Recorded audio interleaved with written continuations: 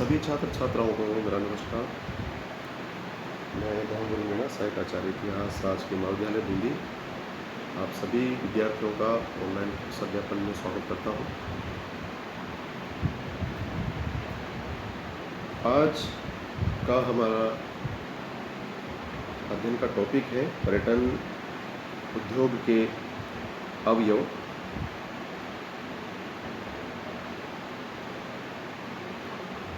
विश्व पर्यटन एवं यात्रा परिषद के अनुसार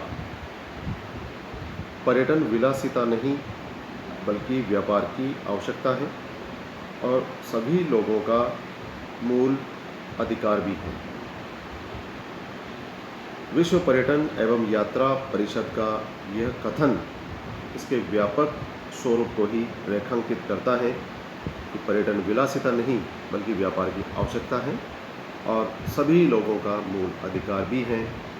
वैसे भी पर्यटन ऐसा व्यवसाय है जिसमें दूसरे उद्योगों के उत्पादों के बीच प्रतिस्पर्धा नहीं है, वरन उत्पादों और वस्तुओं के बीच सौहार्द और लोकप्रिय सम्मान की भावना होती है।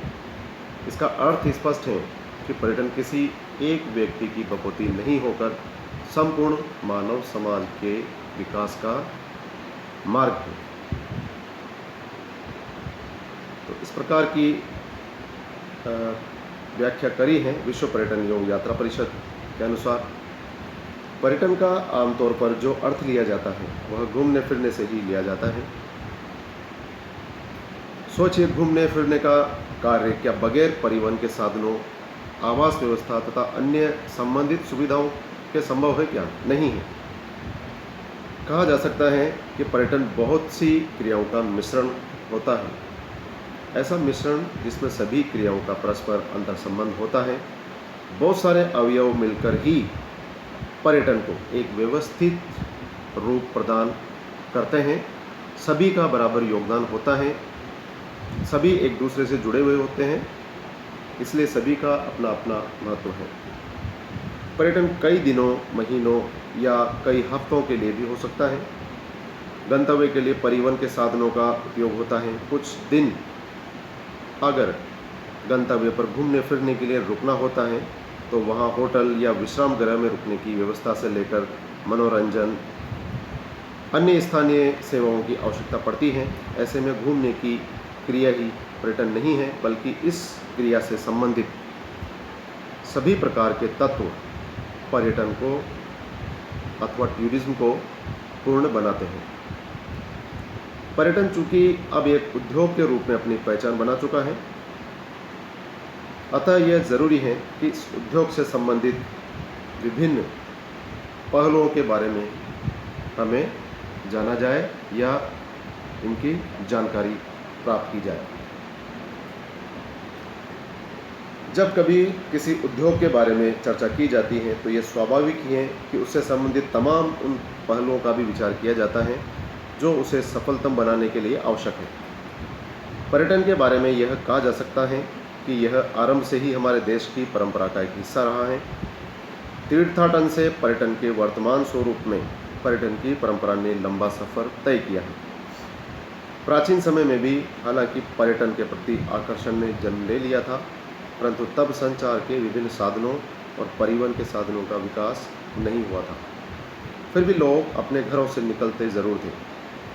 तीर्थ से पुण्य कमाने, व्यवसाय करने, शिक्षा प्राप्त करने या फिर नए स्थानों को देखने के मोहवश लोग दिनों, महीनों तथा एक स्थान से दूसरे स्थान की यात्रा करते थे। यात्रा के दौरान रात्रि विश्राम, रास्ते में खाने पीने के लिए, हालांकि अब जितनी सुविधाओं का विकास तो उस समय में नहीं हुआ था, फिर भी उस समय में भी यात्रियों के विश्राम के लिए तालाबों एवं धर्मशालाओं और हवेलियों की व्यवस्था की गई थी। इस प्रकार खान पान के अनौपचारिक केंद्र भी विकसित किए गए थे। जैसे जैसे पर्यटन विकसित हुआ, लोगों में अपने घर से बाहर की दुनिया को देखने के आकर्षण का विस्तार हुआ। पर्यटन संबंधी सेवाओं एवं सुविधाओं के विस्तार पर भी अलग से ध्यान दिया जाने लगा। जैसे जैसे पर्यटन के महत्व को समझा जाने लगा, पर्यटन का उद्योग के रूप में विकास प्रारंभ होने लगा। इसका कारण भी यही था कि पर्यटन से विदेशी मुद्रा अर्जन के साथ ही रोजगार जनन, स्थानीय अर्थव्यवस्था को सुदृढ़ करने, स्थानीय ज़रूरतों को पूरा करने के एक साधन के रूप में महत्वपूर्ण माना जाने लगा। इसी से पर्यटन से संबंधित विभिन्न आवश्यकताओं यथा परिवहन, आवास, सूचनाएं, मनोविनोद आदि के लिए पूरी तरह से व्यवस्थित सोच को आकार दिया जाने लगा। इससे पर्यटन तथा संबंधित विभिन्न उद्योगों के विकास को निरंतर बल मिला। पर्यटन से होने वाले लाभ तत्वों के कारण ही अधिकतर देशों में पर्यटन को उद्योग का दर्जा प्रदान कर दिया गया है।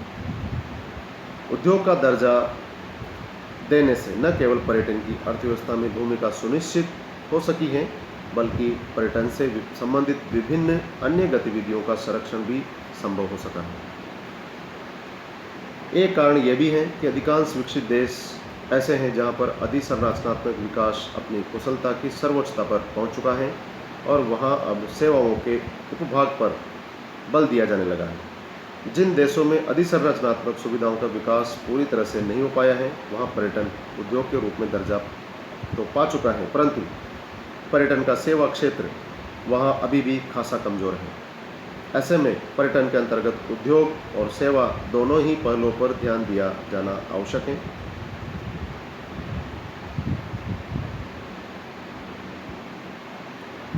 पर्यटन उद्योग के अवयव की हम बात करें तो पर्यटन गतिविधियों के विस्तार, किसी स्थान पर पर्यटकों के अधिक से अधिक आवागमन के फलस्वरूप ही पर्यटन संबंधी विभिन्न सेवाओं और सुविधाओं की आवश्यकता होती है। इस दृष्टि से उन तत्वों पर विचार किया जाना आवश्यक है जिनसे कि पर्यटन प्रभावित होता है। चूँकि पर्यटन स्वयं एक उद्योग नहीं होकर बहुत से उद्योगों का व्यवस्थित संगठन है, यह ज़रूरी है कि पर्यटन के विभिन्न अवयवों पर विचार किया जाए। ये अवयव ही पर्यटन के विकास को व्यवहार में अमली जामा पहनाते हैं। पर्यटन उद्योग का अस्तित्व प्राकृतिक एवं भौतिक दोनों ही तत्वों पर निर्भर करता है। किसी स्थान पर पर्यटन की संरचना तभी हो सकती है जब वहाँ पर्यटन के आकर्षण हो। ये आकर्षण मनोरम प्राकृतिक दृश्यावलियों के रूप में, साहसिक खेलों के अवसरों के रूप में, मौसम की अनुकूलता के रूप में अथवा स्थान विशेष के भौगोलिक स्वरूप आदि के रूप में भी हो सकती है। तो स्थान विशेष पर आधुनिक तकनीकी से उपलब्ध कराए आकार प्रकार से भी हो सकती है। उस स्थान विशेष पर उपलब्ध कराई जाने वाली सेवाओं एवं सुविधाओं के आधार पर भी हो सकती है। ऐसे में यह कहा जा सकता है कि पर्यटन के अवयव प्राकृतिक और भौतिक दोनों ही रूपों में इस पर प्रभाव डालते हैं। पर्यटन के अवयव ही पर्यटन उद्योग के अवयव कहे जा सकते हैं, चूँकि इन पर भी उद्योग का समग्र विकास निर्भर करता है। इनको हम दो भागों में बांट सकते हैं, प्राकृतिक स्रोत और दूसरे भौतिक स्रोत के रूप में। प्राकृतिक अवयव की हम बात करें तो पर्यटन के प्राकृतिक अवयव के अंतर्गत क्षेत्र की जलवायु, वहाँ होने वाली वर्षा, बर्फ, समुद्र, नदियाँ, पर्वत, झरने, रेत आदि के साथ ही प्राकृतिक सौंदर्य से संबंधित सभी प्रकार के तत्व आते हैं। किसी स्थान पर पर्यटकों के आगमन को ये तत्व विशेष रूप से प्रभावित करते हैं। बर्फ से आच्छादित, हिम से आच्छादित पर्वत चोटियाँ, नदियाँ, झरने, रिमझिम बरसते बादल, तो कहीं पर रेत का लहराता सौंदर्य पर्यटकों के आकर्षण के केंद्र होते हैं। पर्यटक अपनी पसंद के अनुसार ऐसे स्थानों का पर्यटन के लिए चयन करते हैं जहां उनके मन को संतुष्टि मिले, खुशी मिले। प्राकृतिक सौंदर्य के साथ ही संबंधित स्थान पर वन्य जीवन, वनस्पतियां भी पर्यटन आकर्षण का केंद्र होती हैं। ये वे अवयव हैं जिन्हें चाहकर भी उत्पन्न या पैदा नहीं किया जा सकता, परंतु प्रकृति की देन इन अवयवों से पर्यटन उद्योग सबसे अधिक प्रभावित होता है। उदाहरण के लिए कश्मीर की वादियों के बारे में कहा जाता है कि धरती पर कहीं स्वर्ग है तो यही है।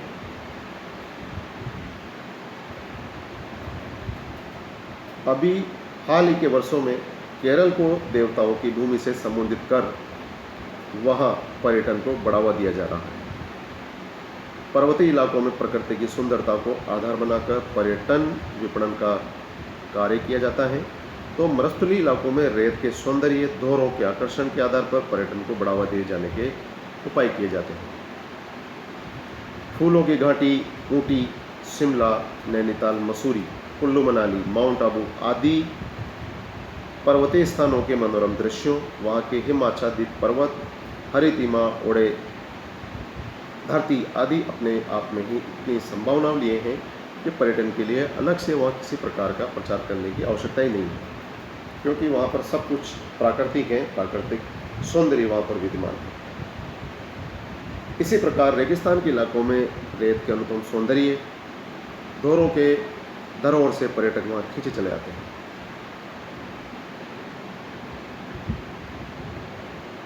ऐसे में इन स्थानों के प्राकृतिक स्रोत ही पर्यटन के यहाँ महत्वपूर्ण अवयव हैं।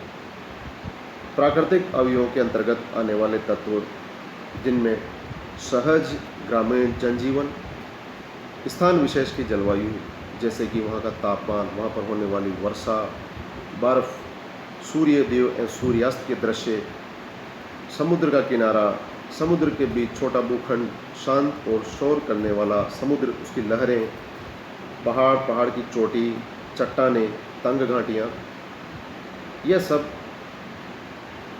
इसके अवयव माने जा सकते हैं। इनके अलावा झीलें, झरने, तालाब, नदियाँ, नाले, नहरें, वन्य जीव एवं वनस्पति, दूर तक पसरा रेगिस्तान, धोरे, जंगल, ये सब प्राकृतिक अवयव के तत्व माने जाते हैं। आधारभूत सुविधाओं की हम बात करें तो पर्यटकों को प्राथमिक तौर पर स्थान विशेष का प्राकृतिक सौंदर्य ही अपनी ओर आकर्षित करता है, परंतु प्रकृति के मनोरम दृश्यों तक उनकी पहुंच के साधन, वहां पर कुछ समय के लिए निवास करने की सामान्य सुविधाएं, स्थानीय व्यक्तियों का व्यवहार, स्थानीय उत्पाद आदि भी कम महत्वपूर्ण तत्व नहीं है जिनसे पर्यटन प्रभावित होता है। यह सही है कि पर्यटन स्थल की खूबसूरती से पर्यटक आकर्षित होते हैं, परंतु यह भी उतना ही सच है कि अगर वहाँ पर आधारभूत सुविधाएं नहीं हैं तो पर्यटन उद्योग लंबे समय तक वहाँ विकसित नहीं हो सकता। पर्यटन को उद्योग का दर्जा देने की वजह भी यही है कि पर्यटन स्थलों पर आधारभूत सुविधाओं का अधिक से अधिक विकास किया जा सके। यदि कोई स्थान बहुत खूबसूरत है, वहाँ प्रकृति के मनोरम दृश्य हैं, परंतु वहाँ तक पर्यटकों के पहुँच सुगम नहीं है, वहाँ पर पर्यटन के दौरान पर्यटकों के रहने खाने पीने की सुविधा नहीं है, पर्यटकों की भाषा के जानकार नहीं है, उनके दैनिक उपभोग की वस्तुओं की उपलब्धता ही नहीं है, तो उस स्थान के प्रति आकर्षण में स्वतः ही कमी आ जाती है। ऐसे में प्राकृतिक संसाधनों के साथ ही यह भी ज़रूरी है कि पर्यटन के आधारभूत तत्वों का भी वहाँ पर विकास किया जाए, जिनमें कि आवास व्यवस्था, परिवहन व्यवस्था, भोजन एवं खान पान की सुविधाएं, सूचना स्रोत की व्यवस्थाएं, वित्तीय संस्थाएं, दुकानें अथवा एम्पोरियम और मनोरंजन के साधन, ये सब आधारभूत सुविधाओं के मुख्य अवयव माने जा सकते हैं। इनके अलावा पर्यटक पर्यटन स्थलों पर जिन सेवाओं का उपयोग करता है उनसे संबंधित समुचित व्यवस्था भी होनी चाहिए। पर्यटन के अंतर्गत पर्यटकों द्वारा बहुत से ऐसे माध्यमों का सहारा लिया जाता है जिनके जरिए वह अपनी यात्रा को उद्देश्यपूर्ण बनाता है। एक पर्यटक जिस समय अपने स्थान को पर्यटन यात्रा के लिए छोड़ता है, उसकी यात्रा करने के उपक्रम में ही वे होने प्रारंभ हो जाते हैं। ऐसे में पर्यटन स्थल पर उपलब्ध होने वाली सामान्य सुविधाएं भी पर्यटन उद्योग के महत्वपूर्ण अवयव हैं, कारक हैं। जैसे कि रेलवे स्टेशन के लिए टैक्सी, सामान उठाने के लिए अगर भारी सामान आपके पास है तो उसको उठाने के लिए कुली, रेलवे टिकट की आसानी से उपलब्धता, travel agency, tour operator, travel agent, इन सब की व्यवस्था, आवास सुविधा के तहत होटल में रहने का प्रबंध, स्थानीय स्थलों की यात्रा के लिए टैक्सी या टूरिस्ट बस की व्यवस्था होना आवश्यक है। स्थान विशेष के परंपरागत शिल्प, हस्तकलाओं की वस्तुओं की खरीद सुविधा और महत्वपूर्ण स्थलों पर प्रवेश एवं पहुंच की सुगम व्यवस्था, फोटोग्राफी की व्यवस्था, ये सब महत्वपूर्ण अवयव हैं पर्यटन से संबंधित। पर्यटकों की आवश्यकता की पूर्ति सरकारी स्तर पर पर्यटन विभाग, निजी स्तर पर ट्रैवल एजेंसीज, वित्तीय संस्थाएं और गाइड ये सब करते हैं। ये सभी लोग पर्यटन उद्योग के अंग हैं और सभी पर्यटन प्रोत्साहन के लिए कार्य करते हैं।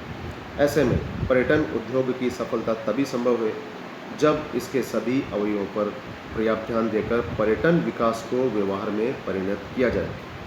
यद्यपि पर्यटन से विभिन्न अवयव एक दूसरे से भिन्न अस्तित्व रखते हैं, परंतु बुनियादी रूप से वे सब एक दूसरे से जुड़े हुए होते हैं। सब में एक प्रकार से प्रतिस्पर्धा होने के बावजूद परस्पर संपर्क और समन्वय बना रहता है। जितना अधिक बेहतर संपर्क और समन्वय इनमें होगा, उतना ही पर्यटन उद्योग विकास करता है। ऐसे में आवश्यकता इस बात की भी है कि पर्यटन उद्योग के प्रबंधन को बेहतर से बेहतर करने के सभी स्तरों पर प्रयास किए जाएं, हमारे द्वारा व्यक्तिगत रूप से भी अथवा सरकार के द्वारा भी। तभी जाकर पर्यटन उद्योग का हम सब मिलकर उसका विकास कर सकते हैं। इन सभी अवयवों की बराबर भूमिका रहती है पर्यटन उद्योग को विकास करने में, उसको बढ़ावा देने में। Thank you.